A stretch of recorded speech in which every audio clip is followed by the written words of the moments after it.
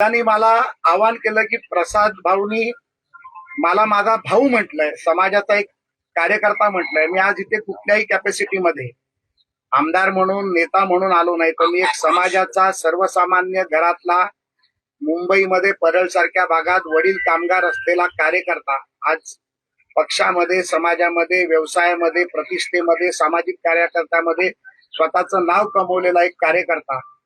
मला एक अभिमान वाटला की मनोज दादांनी मला इथे आवाहन केलं की प्रसाद भाऊ जर माझ्याकडे इथे चर्चेला आले, माझे प्रश्न समजून घेतले, तर आम्ही देखील त्यांच्या खांद्यावर मान टाकायला तयार आहे.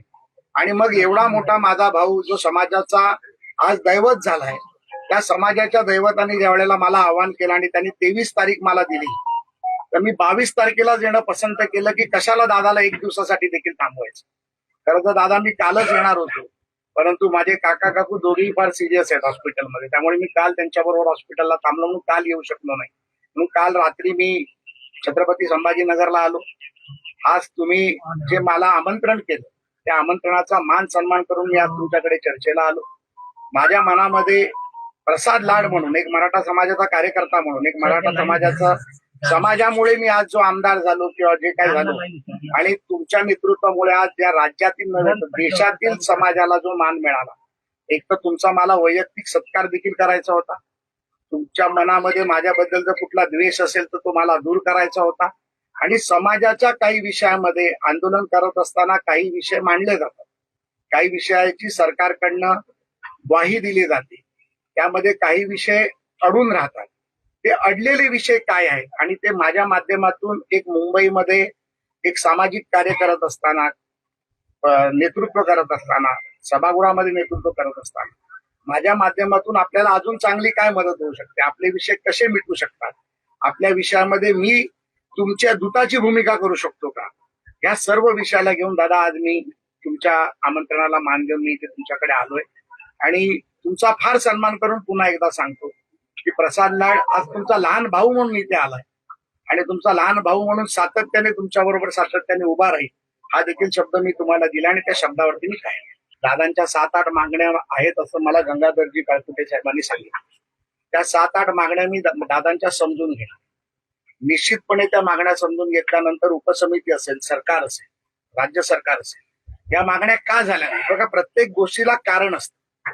काही गोष्टीमध्ये कायदेशीर अडचणी असतात, काही गोष्टींमध्ये फॉलोअप हा विषय असतो, काही गोष्टींमध्ये कोणाचा पाठपुरावा न झाल्यामुळे झालेलं असतं. पण दादानी सांगितल्यानंतर मी आज दादाला विनंती करायला आलोय भाऊ म्हणून की तुमच्या मागण्या तुम्ही मला सांगितल्यानंतर मला जर तुम्ही काही काळ दिला तर त्या काळात मी त्या तुमच्या मागण्या पूर्णत्वाकडे नेण्यासाठी 100% प्रयत्न करेन. मी माझा एक शब्द देखील सांगितला होता, या मागण्या पूर्ण नाही झाल्या तर मी माझ्या आमदारकीचा राजीनामा देईन आणि तो समाजासाठी देईन, कारण मी समाजाचा कार्यकर्ता आहे. पहिल्या जातीसाठी माती खायला मी तयार आहे. आज मराठा समाज हा देशामध्ये सगळ्यात मोठा समाज आहे. आज 7 कोटीपेक्षा जास्त लोक मराठा समाजाची इथे आहेत. लोक आमच्या आपापसांमध्ये भांडणं लावायचा प्रयत्न करतात. आज मी दादाला भेटायला आलो तर कोणतरी काहीतरी बोलायला लागलं. असं आहे की एका भावानी 2 भावांमध्ये भांडणं असतात. एका भावानी लहान भावाला बोलवल्यानंतर लहान भावानी येऊ नये, ही आपली मराठा समाजाची संस्कृती नाही, प्रथा नाही. आणि आज जे संस्कार या देशावरती आहे ते मराठा समाजाकडून आलेले संस्कार आहेत. छत्रपती शिवाजी महाराजांनी दिलेले संस्कार आहेत, माता जिजाऊंनी दिलेले संस्कार आहेत. आपण प्रत्येक संस्काराचं जेव्हा नाव घेतो तेव्हा छत्रपतींचं नाव घेतो.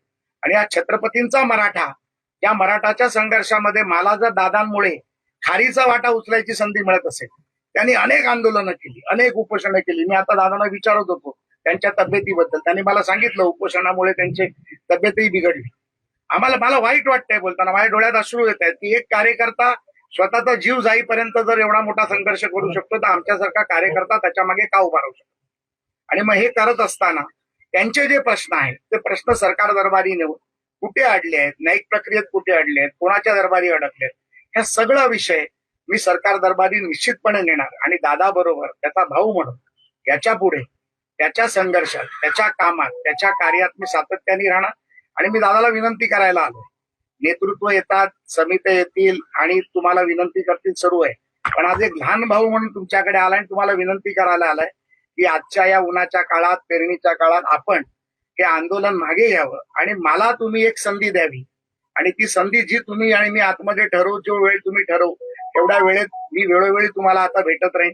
मला देखील संभाजीनगरला यायचं, आपण त्यामुळे संधी द्याल. तुमच्या शेतातली ड्रॅगन फ्रूट खायला, सरपंचाच्या ड्रॅगन फ्रूट खायला मी येईन आणि आपण चर्चा करू. आणि मला वाटतं की आता हत्ती गेलाय शेपूट राहिले, हत्ती गेलाय शेपूट राहिले आणि दादाचं आंदोलन हे यशस्वीच झाले. आणि त्यामुळे पुढचं देखील जे काही त्यांच्या समाजाबद्दलच्या भावना, आदर, मागण्या आहेत त्या पूर्ण होतील याची मला खात्री.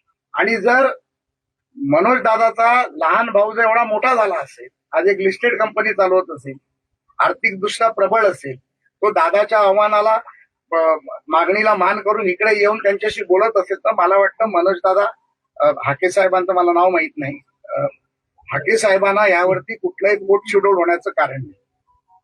आम्ही समाजासाठी करतोय. मी मगाशी म्हटलं जातीसाठी माती खायला तयार आहे.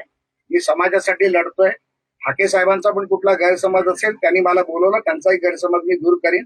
पण माझ्या समाजाच्या संघर्षात, समाजाच्या आंदोलनात, समाजाच्या विषयात दादांबरोबर उभं राहून दादांचं जे मनामधलं जे दुःख आहे, किंबहुना त्यांचे जे विषय आहेत ते पूर्ण करण्यासाठी मी काम करेन. त्यामुळे हाके साहेबांनी देखील त्याचा गैरसमज करू नये माझी त्याला विनंती. तुम्हाला काही मराठा कार्यकर्त्यांनी धमकीभरी फोन देखील केलेले होते, तेव्हा ताब्यात घेण्यात आले. धमकी बरे फोन हे अनेक महिने, अनेक वर्ष येतात, परंतु त्या गोष्टीकडे फार काही मी लक्ष देत नाही. काल मी छत्रपती संभाजीनगरमध्ये आल्यानंतर मला अनेक फोन कॉल झाले. काही लोकांनी, मी ज्या हॉटेलमध्ये रामा इंटरनॅशनल मध्ये राहिलो होतो त्या हॉटेलमध्ये घुसण्याचा प्रयत्न केला. पोलिसांनी त्यांना ताब्यात घेतलंय. आता मी एसपींशी बोलल्यानंतर मला लक्षात आलं की ते कार्यकर्ते देखील मराठा समाजाचे आहेत. त्या विषयावर देखील मी दादांशी बोलीन की ते कार्यकर्ते कोण आहेत, काय आहेत मला माहित नाही. पण त्यांनी अवाच्य भाषेत माझ्या आईवरनं मला शिव्या दिल्या, माझ्या आईला शिव्या दिल्या.